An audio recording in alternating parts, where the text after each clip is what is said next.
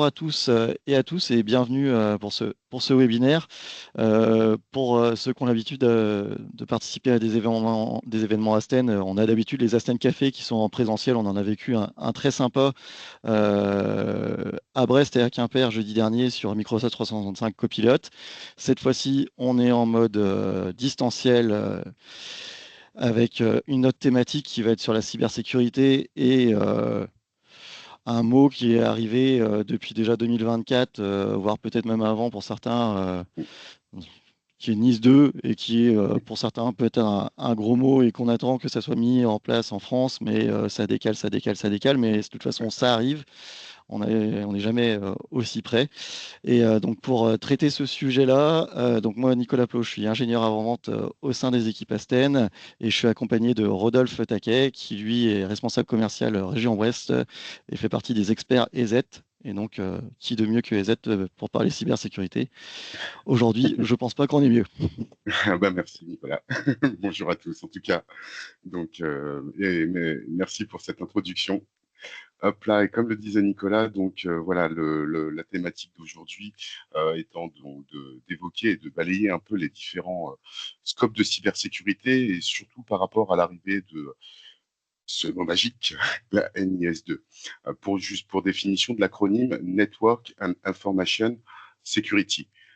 Voilà déjà un petit peu le thème de cette réglementation qui va toucher pas mal d'entreprises en France, quelques dizaines de milliers, pas tout le monde non plus, mais par contre qui aura quand même des répercussions aussi après derrière sur tout un chacun, parce que à un moment on a tous dans notre écosystème des clients, des fournisseurs qui potentiellement seront voués par rapport à ça et sur lequel on va avoir des demandes qui vont émaner de cet écosystème.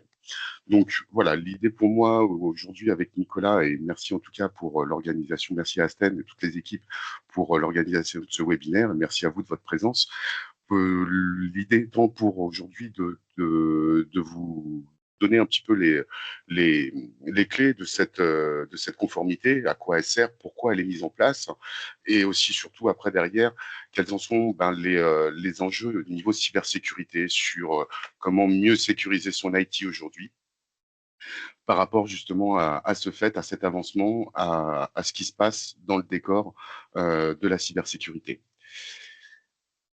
Est-ce que tout le monde est prêt? C'est bon? On avance? L'introduction est faite? On est bon. Allez hop, let's go. Donc voilà, donc moi je suis Rodolphe Taquet, donc responsable commercial régional sur toute l'ouest de la France et Paris-Île-de-France, et donc je m'occupe d'animer le réseau revendeur et de diffuser un petit peu les différentes avancées technologiques dans le domaine de la cybersécurité via les solutions EZ, aujourd'hui leader européen. Je vous en reparlerai aussi juste après. Et Nicolas, qui est avec moi aussi. Oui, Voilà. Nicolas Plot, membre des équipes d'Aston Cloud et plus particulièrement proche de l'équipe commerciale et donc prêt à répondre à tous vos besoins et compréhension technique et puis vous apporter les réponses techniques qui pourraient répondre à vos différents besoins.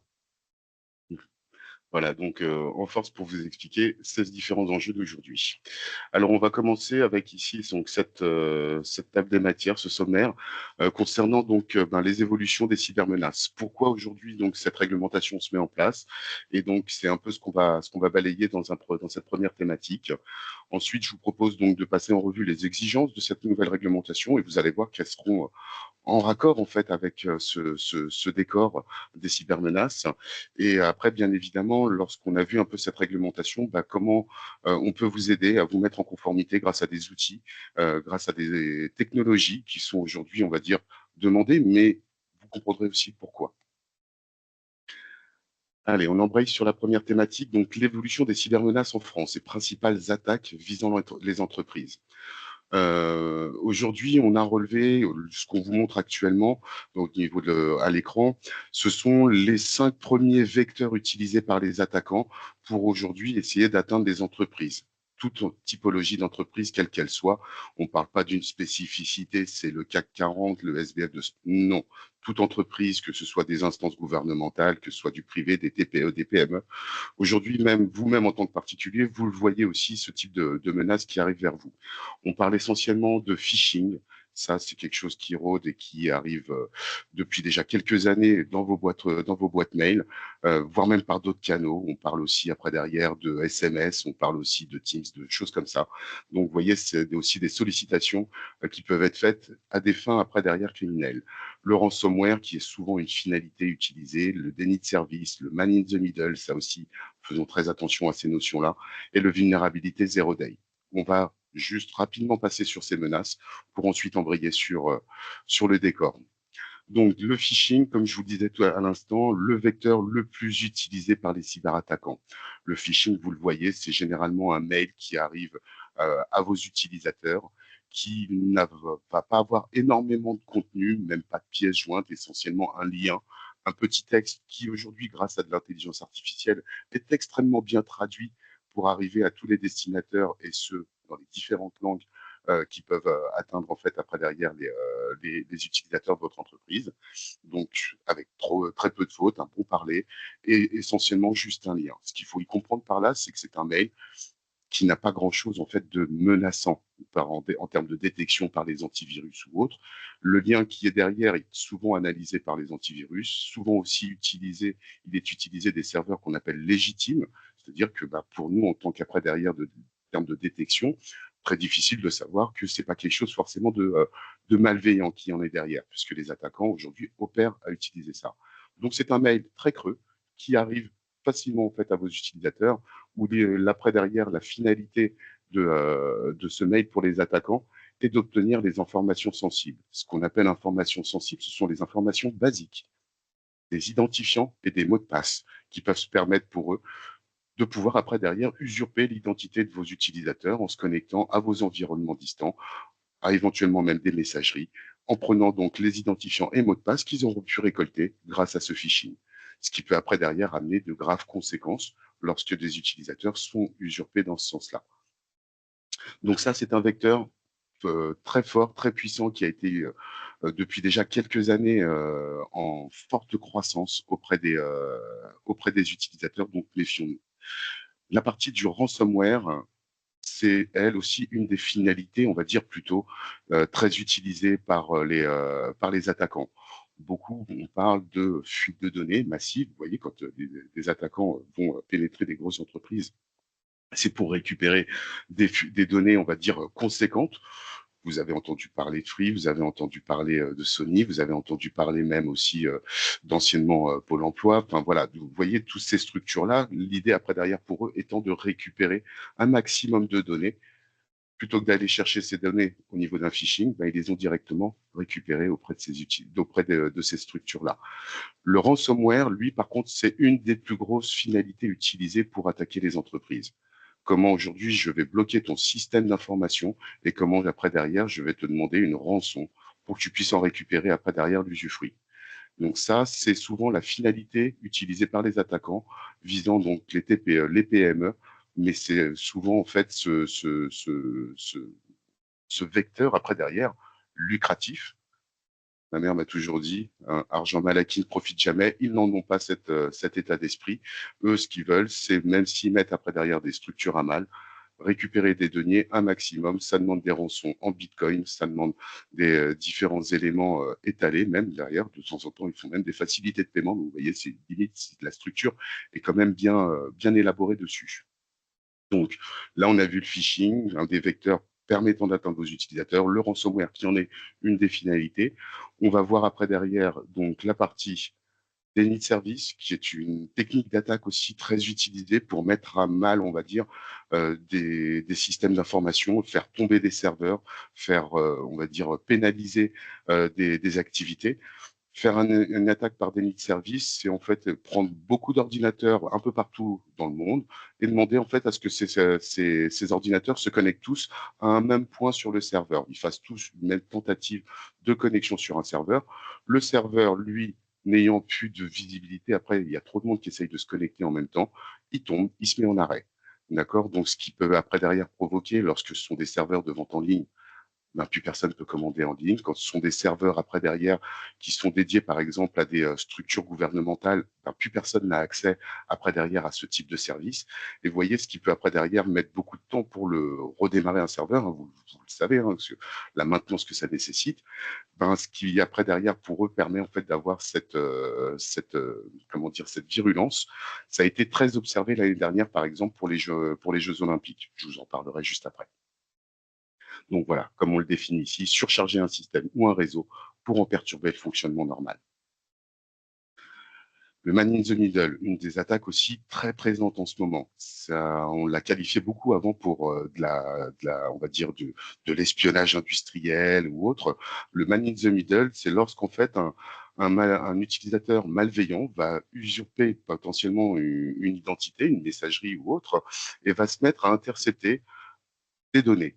Des données qui peuvent être des mails, qui peuvent être des données qui peuvent être transmises entre différents centres pour être modifiées, et ensuite, donc dans ce cas-là, fausser les résultats par rapport à des messageries, même modifier les messages en eux-mêmes qui arrivent à votre destinataire. On en parlait tout à l'heure du risque, du man in the middle, du côté financier. Eux, pour eux, ça n'a même plus besoin de positionner un ransomware. Ils vont après, derrière, demander directement des virements.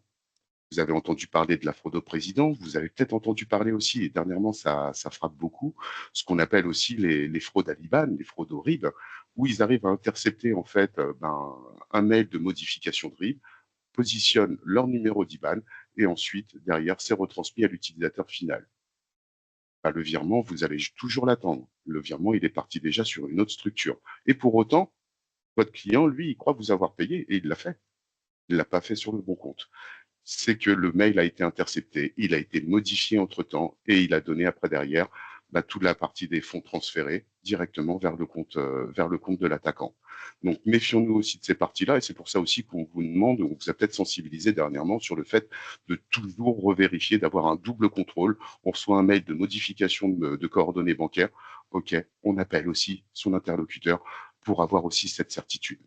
Donc, faisons attention à cette partie aussi, man in the middle, très discrète, très dormante, mais très virulente. Le zero day, ce sont aussi donc l'énumération des failles qu'il peut y avoir sur votre système d'information, ce qu'on appelle des CVE, donc les vulnérabilités, des CVE, Common Vulnerability Exposure, c'est-à-dire si à un moment des logiciels sur votre système d'exploitation, sur votre informatique ne sont pas à jour, mais en fait ils présentent des failles qui permettent après pour les attaquants de les utiliser pour rentrer sur votre système d'information, de pouvoir ce qu'on appelle générer du code aléatoire, du code à distance, grâce en fait à cette porte dérobée qui est liée à une mise à jour d'un logiciel qui est quelconque. Hein. Ça peut être des logiciels bureautiques Microsoft, ça peut être des logiciels de type PDF Creator, ça peut être des logiciels type VLC de lecture de médias. Mais s'ils ne sont pas à jour, ils peuvent présenter des failles et souvent, c'est après derrière ça qui est utilisé pour avoir une porte d'entrée sur votre infra. Ils ont la porte d'entrée qui se présente grâce à une CVE. Ils ont des identifiants légitimes, ils ont la bonne clé puisqu'ils les ont récupérés via un phishing. Vous voyez toute cette suite derrière qui peut après derrière se provoquer. Et une fois qu'il est installé après sur votre système d'information, ce qu'on disait tout à l'heure, le côté finalité du ransomware. Donc, vous voyez, ça, ce sont globalement les 5 vecteurs les plus utilisés par les attaquants qui opèrent aujourd'hui en 2025, déjà depuis quelques temps, et qui prennent de plus en plus d'ampleur. On va le voir aussi car concernant ces statistiques, les CERT, donc, qui ont recensé aujourd'hui une recrudescence des attaques et on voit plus 15% d'événements de sécurité qui ont été traités. Beaucoup étaient attribués par rapport aussi aux Jeux Olympiques. Dès qu'on a une exposition mondiale, sur n'importe quel thème qu'il soit, ben c'est ce qu'on observe après derrière, les Jeux Olympiques, état de menace et mesures de cybersécurité renforcées. On l'a fait. Pourquoi? Parce qu'on a vu beaucoup de nos instances gouvernementales qui se sont fait attaquer juste avant l'organisation des JO. C'était les transports qui se faisaient viser, sur lesquels on n'a pas eu beaucoup de conséquences, mais on a recensé énormément de tentatives d'attaque. On a eu des services publics type la police nationale qui se sont fait, eux, par contre, via des attaques DDoS, tomber au niveau de leurs services. Les services n'étaient plus disponibles en ligne pendant plus de 72 heures. Vous aviez aussi, par exemple, le système des radars, la NTS, qui après, derrière, avait eu aussi une pénalisation. Les serveurs étaient tombés dessus. Vous voyez, on parle de domaines sensibles qui étaient liés, après, derrière, sur l'organisation du pays. On parle d'éléments de sécurité du pays, on parle d'organisation avec la police. Vous voyez, ce sont quand même des éléments sensibles qui ont été visés par rapport à ça. Pourquoi? Parce qu'on avait une exposition mondiale. Tout le monde regardait la France l'année dernière parce que c'était les JO. D'accord? Le décor aujourd'hui a un petit peu changé. C'est plus les JO qui font qu'on est vu maintenant. Parce qu'aujourd'hui, on commence à voir que l'Europe voit aussi différentes thématiques par rapport au contexte géopolitique. Je pense que tout le monde, vous comme nous, on regarde un petit peu les infos et de temps en temps même, on s'en inquiète de ce qu'on peut voir. Et donc, ce qui fait que la France est quand même aussi sous le giron de beaucoup de pays au niveau mondial par rapport à cette menace latente de la cybermenace. Les cyberattaques ne se limitent pas aux heures ouvrables. Ça, c'est un petit slide qui vous montre un petit peu aussi qu'aujourd'hui, les attaquants vont pas se limiter à juste envoyer une pièce jointe, un ransomware, en espérant que la comptabilité va l'ouvrir le vendredi soir. Aujourd'hui, ils opèrent directement à des attaques sur votre infrastructure.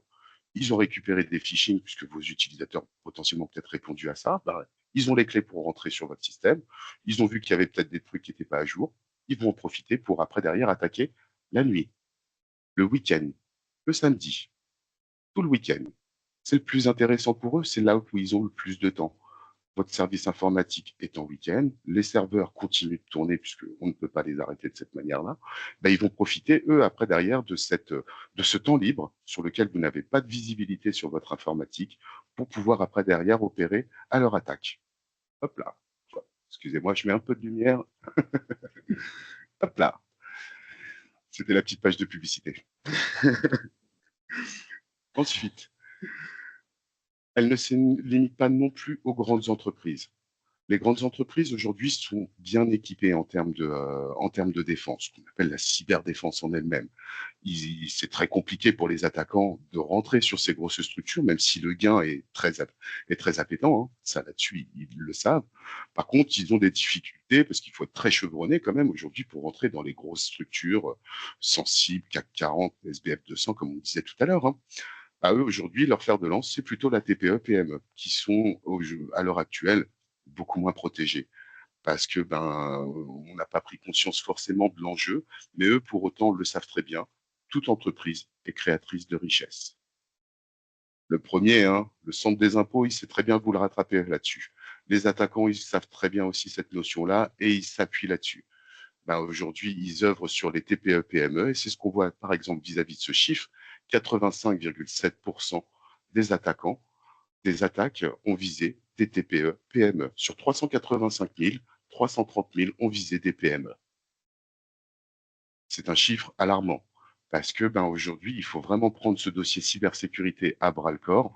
Eux ont très bien compris que d'aller récupérer un très gros gain, c'est très compliqué. Ils préfèrent aujourd'hui aller récupérer plein de petits gains à droite à gauche sur des structures qui ne sont pas forcément bien équipées, sur lesquelles ce sera beaucoup plus facile pour eux de rentrer. Donc 67% des entreprises ont signalé avoir été victimes de cyberattaques en 2024. Comme je dis assez régulièrement, et bien malheureusement, si on ne s'est pas encore fait attaquer, c'est juste une question de temps. C'est pas que nos utilisateurs, vous inquiétez pas, ils font très attention à ce qu'ils font, ils vont pas sur Internet. C'est pas forcément les utilisateurs dont il faut se méfier. D'une part, si, il y a quand même toujours ce risque qui existe entre la chaise et le clavier, mais c'est aussi après derrière l'exposition de notre structure par rapport à l'extérieur, à notre environnement, comment est notre IT, est-ce qu'il est à jour, tous ces points-là. Des fuites de données aussi, donc le lourd bilan, parce que les données, ça se revend. Et c'est ce qu'ils cherchent, que ce soit des données de votre structure, de votre fonctionnement, que ce soit des données de vos clients, que ce soit des données de vos utilisateurs, c'est ce qu'ils vont essayer de récupérer. Après, derrière, ça se revend sur le darknet. Un antivirus n'est plus suffisant. Aujourd'hui, vous allez nous entendre parler justement de technologie d'EDR. EDR, Endpoint Detection and Response, c'est-à-dire de protéger plus profondément le poste, de détecter des comportements anormaux et d'y apporter une réponse, une remédiation. Donc aujourd'hui, c'est ce qu'on évoque. Si on évoque que la cybersécurité est faite juste avec une notion antivirus, c'est limité. Un antivirus est là pour protéger l'utilisateur de son activité sur son poste.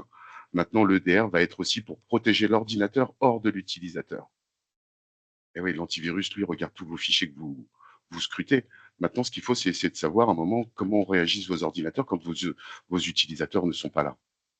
Et c'est à ça donc que s'implémente, c'est grâce à ça en fait aujourd'hui qu'on va pouvoir avoir cette visibilité-là, ce niveau de sécurité qui nécessite pour autant une surveillance, un service managé qu'on appelle après derrière sous différentes dénominations. Certains l'appellent SOC, Security Operating Center, d'autres l'appellent MDR. Chez nous, ça s'appelle MDR, Managed Detection and Response. Je vous en parle juste après. On va parler maintenant de la NIS2. Ce que je vous ai montré là, ce sont vraiment toutes les menaces qui aujourd'hui opèrent sur la toile au niveau des entreprises. Ils utilisent ces différents vecteurs-là. Et aujourd'hui, l'Europe a très bien compris aussi que par rapport à l'exposition vis-à-vis du reste du monde, on est vulnérable. Les gros groupes d'attaquants aujourd'hui proviennent des États-Unis, proviennent de Chine, proviennent de l'Iran, proviennent d'Israël, proviennent aussi après derrière de Corée, de Russie. Vous voyez tous ces pays-là aujourd'hui, là, je pense que vous en avez entendu parler dernièrement dans les contextes géopolitiques des différents petits couacs, on va dire entre guillemets, qui peuvent exister, ou sur lequel à un moment nous Européens, voire même la France, on dit oh non, attendez les gars, vous n'êtes pas d'accord, on se montre, on est là. Et par contre, eux derrière, quand ils ne sont pas d'accord, la première chose qu'ils font, ils vont envoyer en fait des éléments de cyberattaque. Ils vont essayer de déstabiliser. Les premiers niveaux de guerre aujourd'hui passent par du côté cyber. Faut le comprendre. On déstabilise un pays et après derrière, ce sera beaucoup plus facile pour eux. Donc c'est pour ça aujourd'hui qu'il faut prendre à bras le corps ce dossier cybersécurité et c'est pour ça que l'Europe a décidé de mettre en place une réglementation qui permet donc de pouvoir mieux protéger nos entreprises, mieux protéger nos secteurs sensibles, parce que vous allez le voir, elle va toucher spécifiquement des secteurs particuliers. La réglementation NIS2 date déjà d'il y a quelques années. La première version de la NIS2, puisque comme on dit NIS2, il y avait une NIS 1 tout court, une NIS tout court, qui est donc apparue en 2016, qui permettait en fait, par rapport à certaines structures qu'on appelle essentielles, des métiers essentiels dans l'organisation d'un pays, de demander en fait, d'exiger un meilleur niveau de cybersécurité parce que ce sont des structures essentielles dans l'organisation du pays. Donc, elle a été mise en place en 2016, ce qui a permis après derrière d'ouvrir la porte vers la création de la NIS 2. Cette NIS 1 demandait essentiellement des recommandations en termes de cybersécurité, voire pousser après derrière pour certains domaines spécifiques un petit peu plus le niveau l'exigeait, l'obligeait, mais sur beaucoup de structures, c'était essentiellement des recommandations. Il n'y avait pas d'amende qui était prévue ou autre dans ce sens-là. Donc, ce qui a après derrière amené en fait rapidement sur l'écriture des textes de la NIS 2, qui là va toucher aussi un scope un peu plus large d'entreprise, entre donc des entités essentielles et aussi des entités importantes. Elle devait être mise en place, donc entrée en vigueur, normalement, c'était du octobre 2024 pour la mise en œuvre dans les différents pays européens. Pour nous, en France, bon, ça a été un petit peu désorganisé au niveau du monde politique chez nous, entre les dissolutions d'assemblées et autres. Le dossier a été un petit peu mis de côté, mais il a quand même avancé, ce qui fait que le 13 mars, on a quand même eu aussi le texte qui a été présenté à l'Assemblée nationale suite au passage au Sénat et qui, normalement, devrait après derrière être opté sur cet été. Donc, on parle d'aujourd'hui, on parle de demain très proche, hein, concernant la mise en place de cette réglementation. Quand je vous évoquais tout à l'heure des typologies de métiers, des entités essentielles, et vous le voyez très clairement en fait par rapport au type de métier que ça touche. On parle des domaines de la santé, bloquer un hôpital, et vous voyez un petit peu le chaos que ça peut générer, soit dans une région, soit sur un pays, si plus personne ne peut accéder à ces structures de santé. Des infrastructures numériques, si on vous coupe après derrière l'Internet ou autre, vous voyez qu'aussi que ça peut avoir de graves conséquences.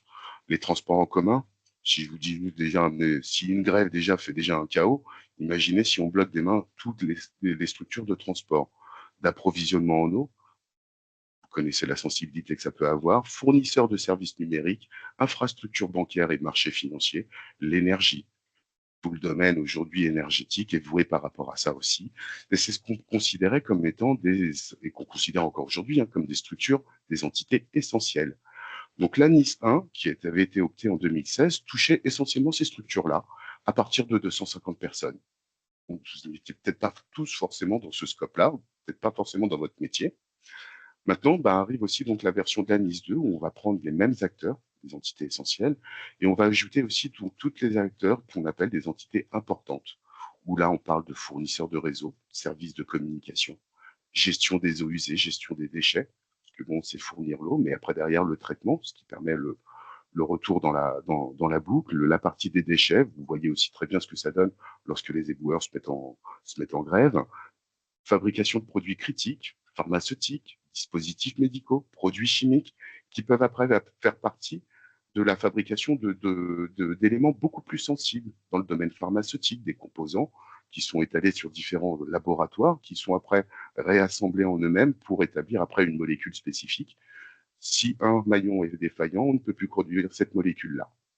Donc, vous voyez qu'après, derrière, ça a des conséquences sur l'approvisionnement, sur la chaîne dans sa globalité. On parle aussi des domaines de la nourriture. Vous l'avez vu, hein, sur des pénuries de nourriture à un moment. Lorsqu'avait commencé, par exemple, le conflit russo-ukrainien, je pense que vous vous souvenez tous qu'à un moment, on n'avait plus de moutarde, on n'avait plus d'huile ou quoi que ce soit dans les rayons. Les gens, après, derrière, étaient complètement dans l'euphorie lorsqu'ils voyaient une moindre bouteille d'huile qui traînait sur un des étalages. Les services numériques, plateformes de réseaux sociaux, de services de centres de données, le domaine aérospatial, les services postaux, les messageries, toutes les administrations publiques, toutes ces entités qu'on considère importantes, ainsi que les entités essentielles qu'on a vues juste avant, à partir maintenant de 50 personnes. D'accord? Ce qui là, par contre, va toucher beaucoup plus de monde. C'est pour ça que je vous évoquais en introduction, on parle de quelques dizaines de milliers quand même d'entités. D'accord? Donc, ces entités-là, on a aujourd'hui identifié. Alors, vous avez une capacité, si vous le souhaitez, à aller sur un espace qui s'appelle Mon espace Nice 2, hop là, qui vous permettra aussi de voir si vous êtes concerné par rapport à ça, par rapport à votre métier, par rapport à l'écosystème avec lequel vous travaillez. Donc, c'est un site web qui a été mis en place par le gouvernement et qui permettra en fait pour vous après derrière d'aller tester l'éligibilité en fait de votre structure, l'éligibilité entre guillemets, on va savoir si vous êtes concerné vraiment par cette NIS 2. D'accord. Donc là, vous avez ici de quoi faire pour au moins voir les attributs de cette NIS 2. Merci Nicolas. Voilà, le lien vous a été partagé dans la conversation. Les nouveautés de la NIS 2. Si vous vous souvenez, tout à l'heure, je vous disais en 2016, la version de la NIS donnait des recommandations, mais pas d'amende. Maintenant, la NIS 2, elle donne des amendes. On parle des entités essentielles qui vont avoir un certain niveau d'amende qui peuvent être prévues par rapport à ça, ou des entités importantes. Et ce qui a aussi changé, c'est la responsabilité aujourd'hui des dirigeants par rapport à ça. C'est-à-dire qu'en tant que dirigeant d'une structure qui est concernée par la NIS 2, si vous ne prenez pas le dossier à bras le corps, c'est la responsabilité de la personne physique, directement. On ne parle plus de personne morale. On parle de la personne physique dont la responsabilité est vraiment après derrière engagée dans cette mise en conformité, dans cette mise à niveau de cybersécurité qui est nécessaire parce que vous êtes une entité importante, parce que vous êtes une entité essentielle dans l'organisation du pays. Les 7 domaines de la directive, c'est le côté donc justement essentiel de la gouvernance, de bien maîtriser ces éléments, de savoir où ils en sont, où sont vos data, votre IT, d'avoir cette notion de gouvernance qu'il vous faut adapter, des analyses de risque, toujours évoquer aussi à un moment le pire des scénarios et le tester, le mettre en conditions réelles. C'est pour ça qu'après derrière, il faut aussi évaluer ces risques-là et après derrière, tester ces points-là, de cartographier vos données, vos utilisateurs. Il faut avoir aujourd'hui des procédures qui sont faites par rapport à ces différents points. La gestion des tiers, votre écosystème, avec qui vous travaillez, la protection, la détection. Donc là, on va vraiment parler après quelles sont les défenses que vous mettez en place pour se prémunir par rapport à ce décor des cybermenaces et la gestion des incidents, puisqu'on n'est jamais à l'abri, malgré tout ça, d'une attaque et comment après derrière on est capable de gérer cette typologie d'incident. Les nouveautés sur la NIS 2, on va dire, là, je vous donne une liste qui est loin d'être exhaustive, mais qui va déjà vous donner les grandes lignes. Si aujourd'hui, vous voyez, on vous demande un petit peu les notions de est-ce que vous faites des analyses de risque, des politiques de sécurité de votre système d'information? Est-ce que vous faites des audits de sécurité? Est-ce que vous en avez déjà fait un? C'est ce qu'on vous demande en fait à un moment, de savoir quel est l'état des lieux de ta sécurité chez toi.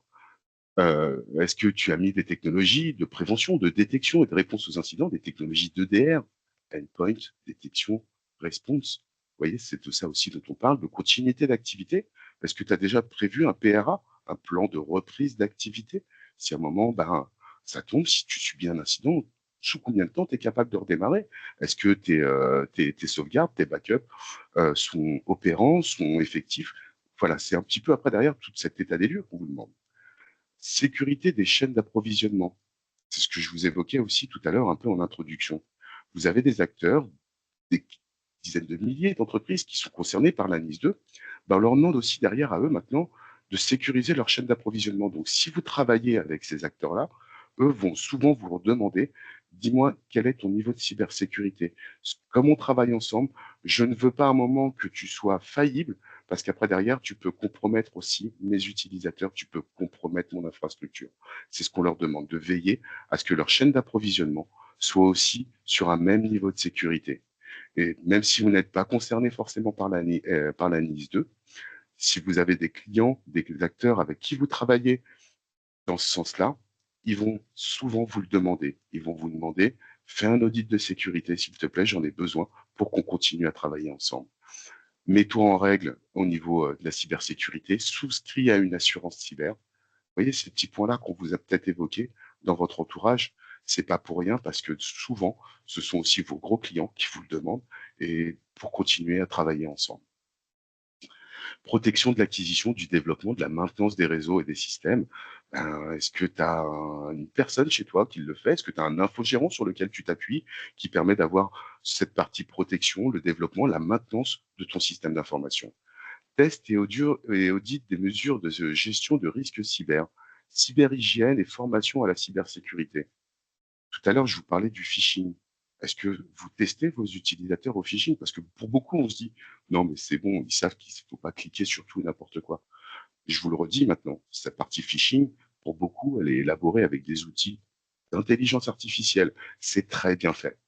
Et très sincèrement, de temps en temps, ben, on peut vraiment, même en étant connaisseur, se faire avoir dedans parce que on est dans un feu de l'action, parce qu'on travaille, parce que si, parce qu'on a reçu aujourd'hui 80 mails. À un moment, on peut cliquer dessus et on peut se faire attraper là-dessus. Sur une structure où vous êtes 50, 100 personnes, prenez en compte qu'à peu près de temps en temps, on a des retours de taux de phishing qui sont près de entre 40 et 60%. Hein. Donc vous imaginez le nombre de personnes qui après derrière va donner légitimement ces identifiants, mots de passe, légitimement à l'attaquant. Voilà la fuite des clés, d'accord, pour rentrer sur votre système. Donc il faut les former, il faut les tester, il faut les former aussi par rapport à et les sensibiliser sur ces risques. Les politiques, procédures relatives à la partie de la cryptographie, du chiffrement. Le chiffrement, on vous le demande aussi, hein, depuis déjà même d'autres réglementations. On parlait NIS 2 aujourd'hui, NIS, RGPD aussi, ça on demandait. Hein, la partie chiffrement, est-ce que vous chiffrez vos laptops au cas où c'est perdu ou volé? Sécurité des ressources humaines, politique de contrôle des accès, des gestions des actifs. Voilà comment on peut accéder aussi à votre bâtiment, parce qu'on parle d'informatique, mais au moment où vous avez peut-être des serveurs qui sont chez vous. Est-ce qu'on peut y accéder? Tous ces points-là doivent être aussi éventuellement évalués en termes de risque. L'authentification multifacteur ou authentification continue. Vous l'avez vu sur vos messageries, ils vous l'imposent aujourd'hui d'avoir du multifacteur. C'est la même chose que vous avez pour votre banque. Enfin, maintenant, si on vous demande ce même niveau de sécurité à avoir pour accéder à vos messageries. Je vous évoquais tout à l'heure la partie du man in the middle, où des mails sont interceptés, et derrière, si on se fait compromettre une messagerie, c'est ça qui peut arriver très rapidement, qu'un attaquant se fasse passer pour vous. Et dans ce cas-là, avoir après derrière, selon votre niveau dans l'entreprise, de très graves, très lourdes conséquences financières. Des exigences minimales par rapport à ce qu'on va pouvoir aussi vous proposer, vous présenter sur les slides suivants, qui sont l'authentification multifacteur, des technologies d'EDR, d'XDR, donc XDR, Extended Detection and Response, d'aller voir plus loin dans le comportement des machines pour déceler après derrière des comportements anormaux. Là, je le simplifie plus vulgairement en vous disant Ce sont des caméras de surveillance qui sont positionnées sur tous vos ordinateurs pour regarder s'ils n'ont pas des comportements anormaux en cas d'attaque. Du manage détection and response, ben ça, ce sont après derrière les opérateurs qui surveillent derrière les caméras de surveillance qui vous ont été fournies avec la partie logicielle. Est-ce que vous protégez vos environnements cloud? Puisque vous avez du Exchange, de la messagerie, vous avez de la notion des Teams, des OneDrive, des SharePoint qui peuvent être aussi ouverts vers l'extérieur au niveau de vos clients. Ce sont des canaux utilisés pour atteindre vos utilisateurs. Ils sont ouverts. D'accord? Donc, d'où la nécessité aussi d'en apporter les notions de protection. Est-ce que vous savez si vous avez des vulnérabilités sur votre parc? Est-ce que vous savez en apporter des correctifs? Est-ce que vous chiffrez vos ordinateurs portables? Parce qu'un ordinateur portable qui est perdu ou volé, s'il n'est pas chiffré, tout le monde peut avoir accès au contenu. Vous avez des tutos sur YouTube qui sont très bien faits pour vous permettre de déverrouiller un ordinateur sans même avoir le mot de passe. D'accord? Et donc, dans ce cas-là, vous vous retrouvez avec un ordinateur sur lequel on retrouve une messagerie, une connexion à votre système qui est complètement légitime. On va retrouver énormément d'outils après derrière qui peuvent être compromettants. D'accord? Donc, outils et solutions EZ, sécurisant votre système informatique et répondant justement à ces exigences de la NIS 2. EZ, pour ceux qui ne nous connaissent pas forcément encore, on est aujourd'hui donc le premier éditeur de solutions de cybersécurité en Europe. Ça fait plus de 30 ans qu'on existe sur le marché. Les premiers développements ont été créés en 1987, jadis, avant 2000. Les télés étaient plus en noir et blanc, mais voilà, c'était à l'époque. Ben, vous voyez comme quoi le domaine a aussi très bien évolué. Avant, on parlait que d'antivirus. Aujourd'hui, on va parler vraiment de suite élaborée, complète de cybersécurité. EZ, c'est une entreprise privée, pas de dette. On n'est pas voué à des actionnaires qui attendent que des bénéfices derrière. On a une forte valeur axée sur le côté technicité, sur le côté humain. Les créateurs sont encore aujourd'hui à la tête de la structure, à la tête de la société. Le siège est à Bratislava, en Slovaquie. Propriétaire et fondateur originaux, croissance annuelle depuis sa création, donc avec aussi cette très bonne santé financière. Le domaine de la cybersécurité aujourd'hui est un enjeu majeur. Et merci à tous d'être présents. Une présence internationale, EZ, c'est plus de 2500 employés dans le monde, avec, comme je vous évoquais, le siège à Bratislava et une vision globale sur tout le domaine de la cybersécurité dans le monde. Ce qui fait aussi la force de nos produits, la force de nos détections, et ce qui fait aussi qu'on est le premier éditeur de solutions de cybersécurité en Europe. Nos principes, fiabilité, taux de détection élevé, très léger sur les systèmes et facilité d'utilisation. Beaucoup de récompenses concernant les tests sur nos produits, sur l'efficacité, sur la légèreté de nos produits, qui sauront satisfaire bon nombre d'entre vous sur l'efficacité. Détecter, c'est bien, bien détecter, c'est mieux. Et fier détenteur de la certification Made in Europe. Je vous le disais tout à l'heure, on est sur un écosystème où on a aujourd'hui des menaces qui arrivent d'autres pays, de Chine, des États-Unis, d'Iran. Je ne vais pas vous refaire la liste, mais voilà, aujourd'hui, c'est aussi bien pour nous de se dire, mais qui c'est qui gère ma sécurité? Est-ce que c'est européen? Et dans ce cas-là, on n'est pas voué non plus aux menaces des autres pays. Parce que c'est ce qui s'était passé avec la partie de la Russie. Au moment, bah, tout le monde se demandait, est-ce que si on est équipé d'un produit de sécurité russe, est-ce que Vladimir est capable d'appuyer sur une touche et désactiver toutes les sécurités de notre infrastructure? C'est des questions qui se posent, j'ai pas la réponse. Il nous recommande aussi, donc beaucoup de clients dans le domaine industriel, de la gendarmerie nationale. Toutes les gendarmeries nationales sont équipées sur EZ, dont beaucoup sont des postes sous Linux. Le SDIS parisien aussi, qui s'est équipé. Donc là, on est dans des domaines militaires, sécurité défense, hein, mais aussi beaucoup dans le domaine après derrière industriel, parce que très léger aussi sur les applications. On détecte bien, très fortement, et en même temps, on est aussi très léger.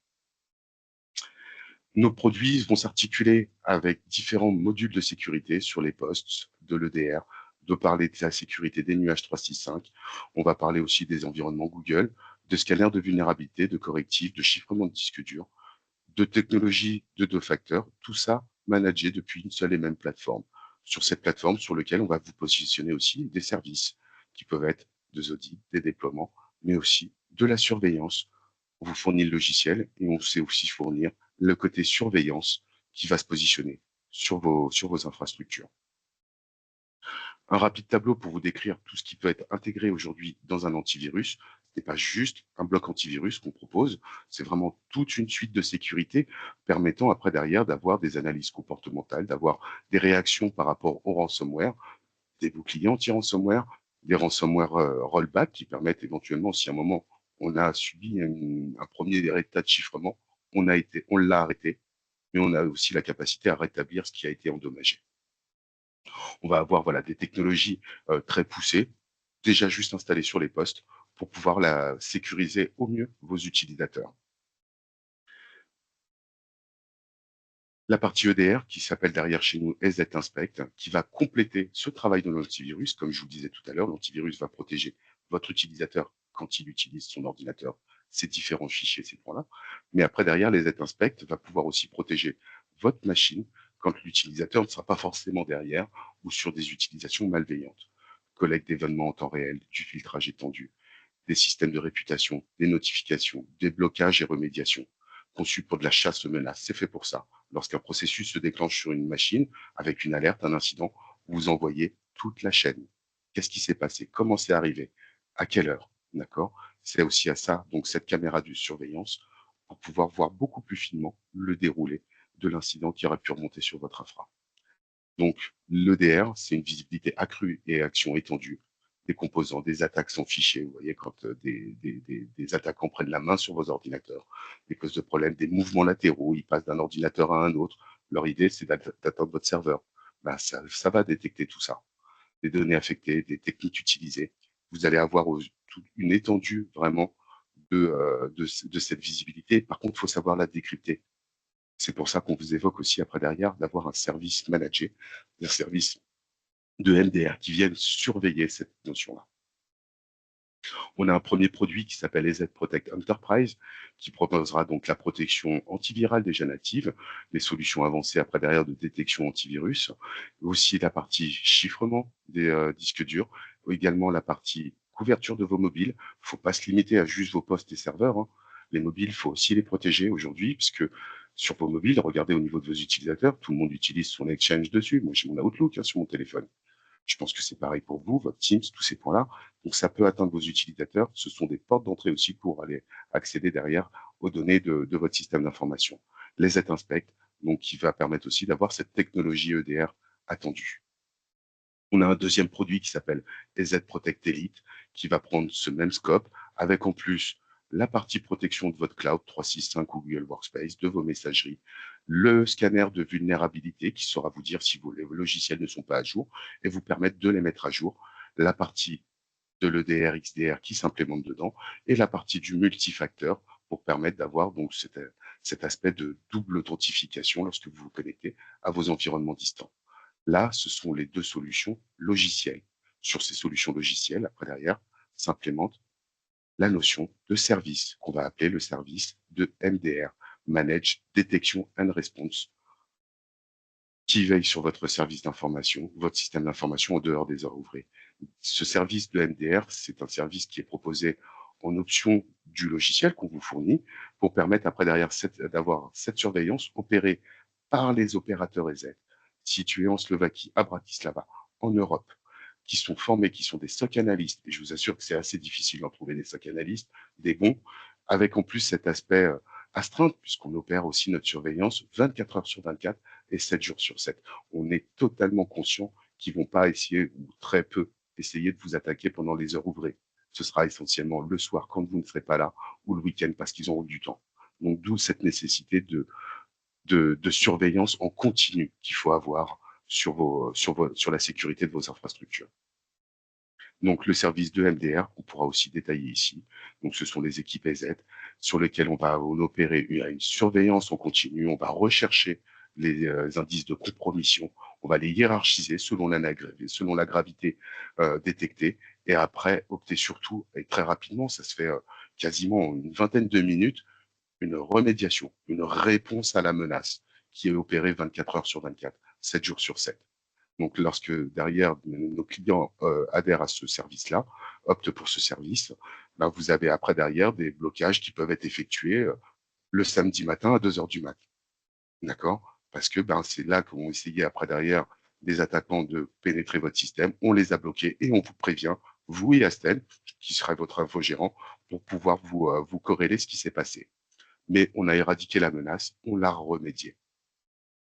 Donc voilà ce qu'on sait vous fournir au niveau EZ aussi, des réponses à ce décor des cybermenaces, des réponses à cet engagement de la NIS 2, à l'écosystème de vos clients qui peuvent être concernés par rapport à cette NIS 2, aussi bien au niveau logiciel que aussi au niveau service, pour compléter après le travail que fournit Asten au quotidien sur votre infogérance. On sait aussi apporter maintenant cette surveillance. Et c'est là que je te laisse reprendre le mic, Nicolas. Merci Rodolphe pour tous ces éléments et en effet pour compléter tout ce qui est capable de faire le produit EZ. Asten, au sens large, s'inclut très bien dans cette protection des systèmes d'information parce que nous déjà, ça fait déjà plusieurs années qu'on héberge des infrastructures et forcément, il a fallu sécuriser cet hébergement. C'est passé par l'ISO 27001, c'est passé par de la HDS pour de l'hébergement de données de santé. Et donc, nos équipes se sont heurtées à tous ces systèmes de protection à mettre en œuvre et sont rodés là-dessus. Et donc, aujourd'hui, qu'on s'inscrive sur l'équipe cyber qui va être capable d'accompagner au niveau du renforcement de la défense par des prestations de RSSI à temps partagé pour vous accompagner soit sur de la conformité NIS 2, mais au sens large aussi pour ceux qui souhaitent acquérir des certifications ISO 27001. C'est déjà des choses qu'on a fait aussi, parce que comme tu l'expliquais sur la chaîne de valeur, on peut être un maillon, notre société peut être un maillon, et on peut avoir un client, un gros client qui va nous imposer de pouvoir de respecter certaines certifications et pour pouvoir réussir à continuer à travailler avec. Donc, c'est des choses qu'on est amené à faire. Et puis, quand on parlait d'audit, aujourd'hui, nos équipes sont capables de pouvoir tester, nos équipes cyber, et ils adorent ça, justement, tester la sécurité informatique des clients, que ce soit par de l'intrusion au niveau par Internet, par le WAN ou en physique directement, comme tu l'expliquais. Est-ce que l'accès au serveur est sécurisé? Ils ont quelques exploits qui ont permis de rentrer dans des sociétés incognito et accéder au serveur. Donc ça peut faire un peu peur, mais aujourd'hui, il vaut mieux le prévoir et le tester et apporter la correction maintenant avant de vivre le pire. Et un des derniers volets de cette équipe cyber, c'est notamment aussi tout ce qui va tourner sur la sensibilisation et le phishing, avec justement des simulations de campagnes de phishing, et souvent au format 1 heure et demie en présentiel, 25-30 personnes dans une salle, une sensibilisation qui suit de façon à vraiment permettre d'avoir un minimum de connaissances sur la cybersécurité auprès de tous les collaborateurs et essayer de sécuriser tous les maillons de cette chaîne, que ce soit les équipements informatiques comme le collaborateur. Et à côté, on va avoir toutes les équipes d'Asten Cloud qui, eux, sont vraiment dédiées à la mise en place d'architecture informatique, à des plans de reprise d'activité, à de la sauvegarde externalisée, toute cette partie infrastructure qui est importante et qui est aussi mis en avant dans NIS 2, qui n'est pas que de la cyber, mais aussi qui est du bon sens sur la mise en place de mon infrastructure. Si mon infrastructure elle tourne sur un seul serveur, s'il lui arrive une panne, comment ça se passe? Je suis à l'arrêt pendant 24-48 heures et là, pour autant, un hacker n'a rien fait. Pour moi, c'est juste une panne mécanique parce que mon serveur, il avait 8 ans, il était dans un placard et forcément, au bout d'un moment, il avait donné quelques signes d'alerte, mais j'étais pas là pour les regarder. Et puis, un lundi matin, quand je suis arrivé, il s'était éteint. Bon, c'est des choses qui arrivent. Donc là, toutes les équipes d'Asten, qu'elles soient côté cloud comme côté cyber, on est là pour accompagner en passant par de l'audit initial pour savoir justement où est-ce qu'on en est, où est-ce que se situe la protection de son système d'information, comment il est architecturé, où sont mes données et tout ça. Et puis après, derrière, dessiner une roadmap et appliquer étape par étape euh, certaines actions de la roadmap en fonction de d'où on se situe et de où on est caractérisé aussi dans la NIS 2 ou d'un point de vue même global sur le fonctionnement de la société. Et le point important est derrière, parce que je vois un peu aussi qui sont les présents aujourd'hui au sein de ce webinaire, c'est que comme Rodolphe le présentait, NIS 2 va rendre les dirigeants responsables avec des amendes, avec potentiellement plus. On ne sait pas encore jusqu'où ça va se situer, mais c'est quelque chose qui est important. Et donc, cette information-là, il faut qu'elle remonte au plus haut, au niveau de vos directions, pour vraiment que ce sujet soit pris à bras-le-corps par l'ensemble de la société et l'ensemble des dirigeants de la société, et pas juste l'équipe informatique qui essaye de la mener sans spécialement avoir de renfort là-dessus. On sait tous que c'est pas toujours simple d'avoir les budgets informatiques. Donc, mais bon, quand on sait qu'après derrière, le dirigeant peut être responsable là-dessus, peut-être que ça peut apporter un petit plus pour avoir le budget qui convient bien. Donc voilà pour cette présentation. On a tenu le timing. On a quelques minutes jusqu'à 11 heures pour pouvoir échanger sur différentes questions-réponses. Donc Mm. n'hésitez pas à les poser sur le chat Bah, là-dessus. Et puis après j'ai derrière, déjà commencé à répondre à certaines questions. et après derrière, bah, faudra pas hésiter aussi toutes les équipes, que ce soit Asten ou EZ, on est aussi à disposition pour pouvoir échanger plus particulièrement sur vos projets ou sur vraiment des questions qui sont bien liées à votre récit, si vous ne souhaitez pas justement les mettre dans le chat. Mm. Donc voilà, ce serait même avec grand plaisir, hein. N'hésitez pas si vous voulez qu'on reparle après derrière plus intimement ensemble de vos projets, de ce qui vous inquiète par rapport à éventuellement des solutions qu'on pourrait vous apporter.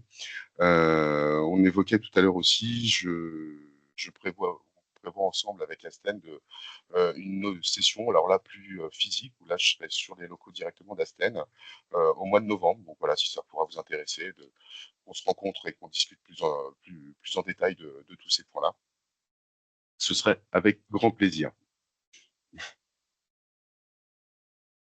Alors, tac, tac, tac, tac, tac. Donc en effet, oui, on voit pas mal de petites questions. Donc oui, la présentation, ça c'était au tout début, il n'y aura pas de souci. Une entreprise est-elle concernée si un seul des critères de seuil est rempli ou si les trois le sont? Donc Rodolphe, tu as bien répondu, donc il faut tester sur l'espace Vaut NIS mieux, 2. oui. Je préfère pas. Voilà. Après, c'est vraiment par rapport à votre spécificité métier. Il y a des critères. Vous en avez vu trois par rapport au nombre, par rapport à l'effectif, par rapport au niveau aussi de résultats que vous pouvez avoir. Donc là, c'est vraiment sur la définition de votre entité qu'il vous faudrait déjà tester, on va dire le côté éligibilité à la NIS 2. Alors après, on a quelques petites questions qui parlent des environnements Mac et Apple là-dessus, sur justement la partie antivirus pour iPhone. Donc, Rodolphe, tu as fait une réponse là-dessus sur le fait que Apple a décidé qu'aucun antivirus soit développé pour leurs appareils mobiles, Mm, que ce soit l'iOS ou l'iPad. Donc, bon, bah, ça, c'est un écosystème, on va dire, un peu plus fermé. Et bon, c'est un peu la nature d'Apple depuis le début. Par contre, on va avoir toute la partie gestion du MDM qui va s'implémenter. c'est ça. Donc, pour pouvoir gérer La en cas de perte. sécurité, voilà, la sécurité va passer par le management, comme disait Nicolas. Le côté en cas de perte ou de vol, bah, est-ce qu'on est capable de géolocaliser l'appareil? Est-ce qu'on est capable aussi éventuellement de verrouiller l'appareil, de lui effacer ses données à distance, de mettre des règles de sécurité pour pas que nos utilisateurs aillent sur tout et n'importe quoi parce que c'est un téléphone mobile, vous voyez, qui sort carrément des règles qu'on a mis potentiellement de sécurité qu'on a mis en place sur l'infra. On peut opter pour les mêmes typologies de règles aussi sur les appareils mobiles. Et donc, pour compléter justement par rapport à Frédéric qui rebondissait justement sur ça, sur la partie téléphone, et il y avait aussi la question PC portable Mac. Oui, les Et Mac donc aussi, il y a de là, l'antivirus. on a de l'antivirus, on a de la protection, que ça soit du coup sur l'environnement Windows, Linux ou Mac. C'est ça. Et de la même façon aussi sur la partie gestion des vulnérabilités et patch management où on va avoir des scopes qui diffèrent un petit peu en fonction des OS. Windows, tout est couvert. Linux, prochainement, tout est couvert. Et sous Mac, si je ne dis pas de bêtises, on est surtout sur la gestion des applications. Les applications qui sont détectées, scannées en termes de vulnérabilité et sur lesquelles on va pouvoir pousser aussi les mises à jour depuis la console EZ. Après, la partie, on va dire, OS n'est pas encore prise en charge en termes de mise à jour. La Mac fait aussi très bien son système dans ce sens-là. Donc voilà, toute la partie, on va dire, antivirale, EDR, scanner de vulnérabilité, patch management, même chiffrement de l'ordinateur sont pris en charge aussi de l'autre côté sur les produits EZ. Et donc Nicolas qui posait une question. Bonjour, concernant le champ d'application de la NIS 2, si l'un de nos clients final fait partie d'une entreprise ancienne ou d'une entreprise importante, sommes-nous également concernés par les obligations liées à sa mise en œuvre? Vous allez voir en fait, Nicolas, que c'est lui qui va vous le demander. Parce que lui, il a une obligation de sécuriser sa chaîne d'approvisionnement et il serait capable de vous solliciter d'au moins déjà démarrer par un audit de sécurité à établir chez vous, d'avoir de faire l'état des lieux de votre niveau de sécurité. Est-ce que vous avez des technologies EDR en place? Est-ce que vous avez souscrit à une assurance cyber? Voilà, ça, ce seront aussi peut-être les différentes questions sur lesquelles il pourra vous solliciter pour continuer après la collaboration entre vous. Donc, je sais pas, peut-être qu'il vous a peut-être déjà posé des questions, Nicolas, dans ce sens ou pas? Donc pour répondre aussi, pour compléter la réponse de Rodolphe à Nicolas, pour l'avoir vécu pour un client final où justement celui-ci avait un lien VPN IPsec avec son fournisseur pour l'échange de la donnée, bah, forcément il y a eu un besoin d'audit pour pouvoir réussir à s'assurer et derrière aussi une revue de configuration en termes d'accès sur la partie VPN pour pouvoir réussir à sécuriser. Donc après, c'est toujours aussi, tout dépend les liens qu'il peut y avoir entre les deux acteurs et comment ceux-ci sont interconnectés. Si c'est du ponctuel ou alors si c'est Entier régulier, ouais. un travail quotidien ensemble et où derrière, forcément, quand il y a des liens qui sont montés, il peut y avoir du coup. Cette redescente, ouais. Mm. Mm. Donc là, voilà, je pense que s'il l'a pas encore fait et qu'il est concerné par la NIS2, il vous sollicitera très prochainement dessus. Ça fait partie de cette obligation de la sécurité de la chaîne d'approvisionnement. Le principal acteur qui demande souvent maintenant, c'est les assurances cyber, où aujourd'hui, il est impossible de renouveler une assurance cyber en juste une signature sur un papier. Vous recevez un fichier à compléter, souvent des fois qui est imbuvable, et d'où même souvent l'assureur cyber qui vous le transmet ne comprend pas la moitié. Et c'est là où on se rend compte de l'effort qui a mené pour réussir à se réassurer au niveau cyber. Et je sais qu'on accompagne de plus en plus de nos clients justement à compléter ces fameux formulaires et qui vont des fois en parallèle avec des roadmaps d'évolution ou de sécurisation du SI parce que bah, c'est forcément dans le bon sens, en tout cas en termes de sécurisation de l'informatique. C'est ça, et ces cahiers des charges qui peuvent être fournis aujourd'hui par les assurances cyber, sont assez similaires avec les éléments que je vous ai présentés par rapport à cette réglementation NIS2. Ils vont pas après derrière, on va dire, en donner d'obligation, mais vous allez voir tout de suite aussi que votre prime va pouvoir changer en fonction de votre niveau d'équipement que vous avez chez vous. Hein, l'assurance, son but, c'est aussi de valoriser au mieux selon le risque qu'il prend à assurer votre informatique.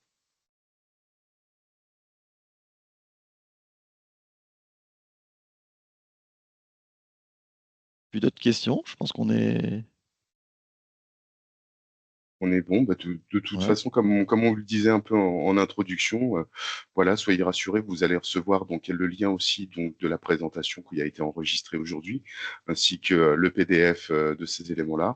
Et ce serait avec grand plaisir donc de pouvoir avancer sur vos questionnements, vos projets, et vous aiguiller dans tous ces dans toute cette nébuleuse, on va dire entre guillemets, mais au final, voilà, vous aurez compris qu'il y a un intérêt aujourd'hui souverain dans ce sens-là. Il y a un intérêt réel de défense à mettre en place parce qu'aujourd'hui, on a cette vulnérabilité par rapport au reste du monde. Donc voilà, c'est une réglementation qui a du sens compte tenu de ce contexte, compte tenu de ces menaces qui existent aujourd'hui.